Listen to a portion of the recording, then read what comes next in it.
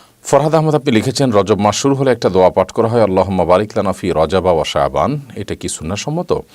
আল্লাহুম্মা বারিক লানা ফি রজব ওয়া শাবান ওয়া বাল্লিগনা রমাদান। দোয়াটির অর্থ হলো, হে আল্লাহ, আপনি আমাদেরকে রজব এবং শাবানে বারাকা দান করুন এবং রমাদান পর্যন্ত আমাদেরকে পৌঁছে দিন, অর্থাৎ রমাদানের জন্য আমরা পাই লাভ করি সেই তৌফিক দান করুন। এই দোয়া রজব মাসে শুরু হলে পাঠ করবে কিনা এ বিষয়ে বাইহাকি সহ বেশ কয়েকটি হাদিসি কিতাবে এই দোয়াটি বর্ণিত হয়েছে। অনেক মুহাদ্দিসগণ, অনেক হাদিস বিশ্লেষক, ওলামা ইকরাম এ দোয়ার সনদের মধ্যে কিছুটা দফ বা দুর্বলতা খুঁজে পেয়েছেন। তাদের মতে এটি বিশুদ্ধতার মানদণ্ডে উত্তীর্ণ নয়। তবে দোয়াটির মর্ম এবং কথা বেশ চমৎকার এবং সুন্দর।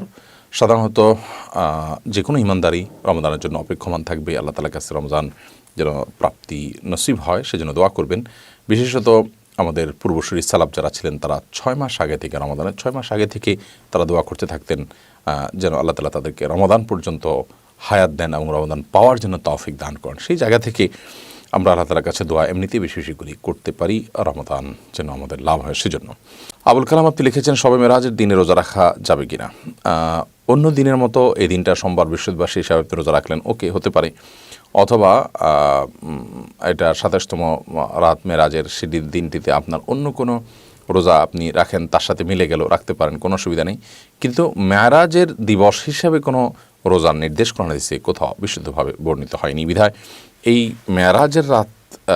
মেরাজের দিন উপলক্ষে আপনি 27তম রাতে 27তম দিনে রজবের রোজা রাখার গ্রহণযোগ্য কোনো বর্ণনা বা সূত্র কিন্তু কোরআন এবং হাদিস থেকে পাওয়া যায় না।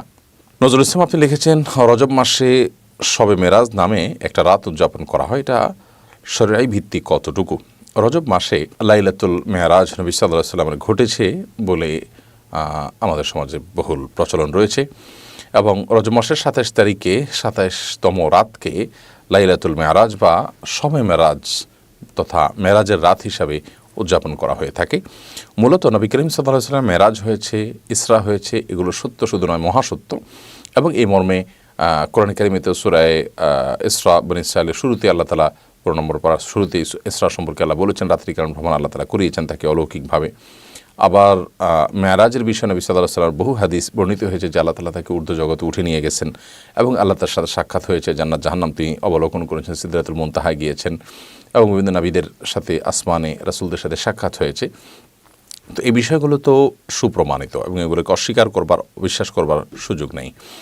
কিন্তু মেরাজ রজব মাসেই হয়েছে এমনটি সুনিশ্চিত নয়, বরং বেশিরভাগ ইতিহাসবিদদের মতে মেরাজের মাসটি ভিন্ন। অনেকে এটাকে রবিউল আউয়াল মাসে বলেছেন, অনেকে অন্যান্য মাসের কথা বলেছেন, রজব মাসের কথাও কোনো কোনো ইতিহাসবিদরা বলেছেন। কিন্তু 27তম তারিখেই রজবের মেরাজ হয়েছে, এটাকে চূড়ান্তভাবে যেভাবে আমাদের সমাজে বলা হয়ে থাকে আসলে এভাবে এমনটি প্রমাণিত নয়। বিধায় রজব মাসের এই 27তম রাতকে মেরাজের রাত হিসাবে উদযাপন করা, প্রথমত এই রাত্রিতে মেরাজ হয়েছে সেটিরই কোনো আপনার নিশ্চিত কোনো তথ্য নেই। আবার দ্বিতীয়ত হলো যে যদি ধরেও নেওয়া হয় যে রাতে নবী সাল্লাল্লাহু আলাইহি ওয়াসাল্লাম মেরাজ হয়েছে, কিন্তু সেই মেরাজ হয়েছে হিজরতের আগে, অথচ নবী সাল্লাল্লাহু আলাইহি ওয়াসাল্লাম হিজরতের পরে অনেক বছর বেশি ছিলেন, তিনি সেই রাতকে কেন্দ্র করে প্রতি বছর কোনো বিশেষ কোনো আমল, বিশেষ কোনো কার্যক্রম তিনি কখনোই সম্পাদন করতেন বলে কোনো প্রমাণিত নয়।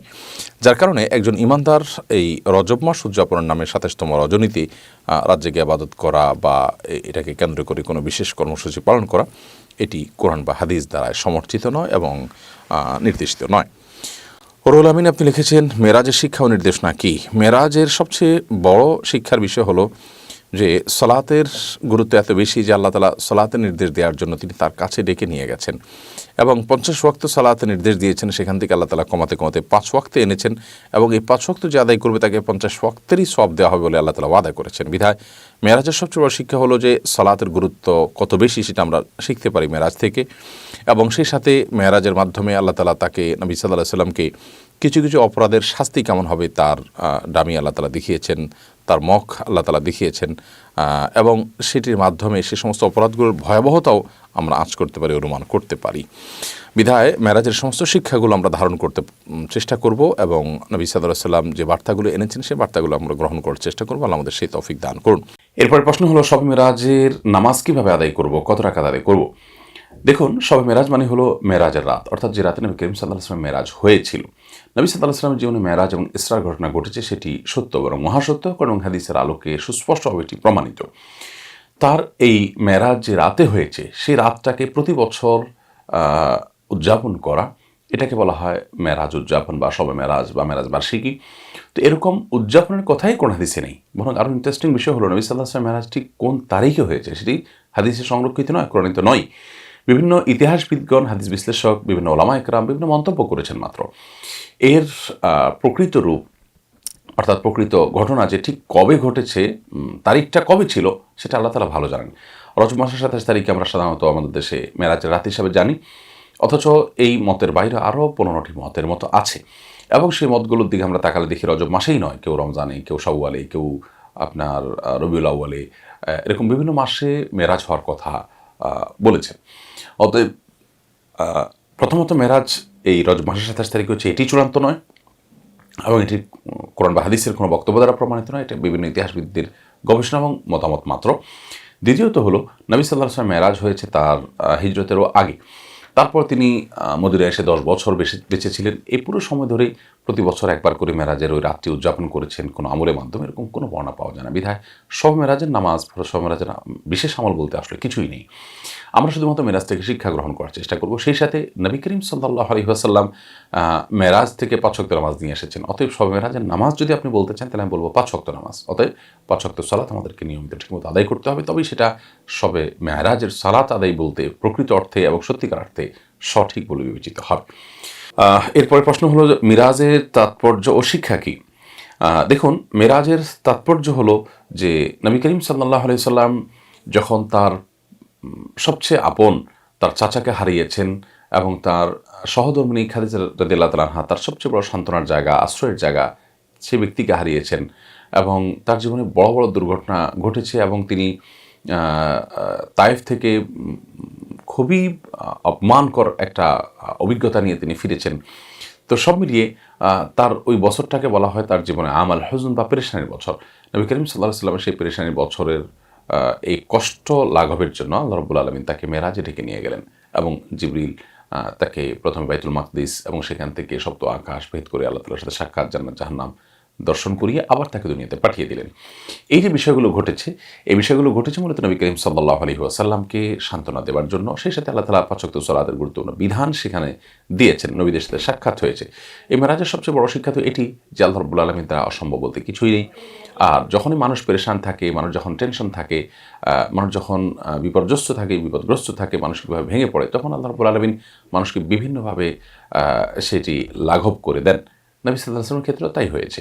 ইন্না মা'আল উসরি ইউসরা, যখন পেরেশান হবে আমাদের, আমরা পেরেশানি দেখব, তখনই আমরা চিন্তা করব যে আল্লাহ তাআলা নিশ্চয়ই এটি বিপরীতে আমাকে কোনো না কোনো সান্ত্বনা দিবেন, এবং সেটি আসে মানুষের জীবনে। নবী সাল্লাল্লাহু আলাইহি ওয়াসাল্লামের জীবনেও তাই এসেছে। এর পাশাপাশি মেরাজ থেকে তিনি আমাদের জন্য 5 ওয়াক্ত সালাত নিয়ে এসেছেন। এটা এত গুরুত্বপূর্ণ যে আল্লাহ তাআলা তাকে, নবী সাল্লাল্লাহু আলাইহি ওয়াসাল্লামকে কাছে ডেকে নিয়ে তারপরে সরাসরি নির্দেশ দিয়েছেন, কোনো জিবরিলের মাধ্যমে দেননি।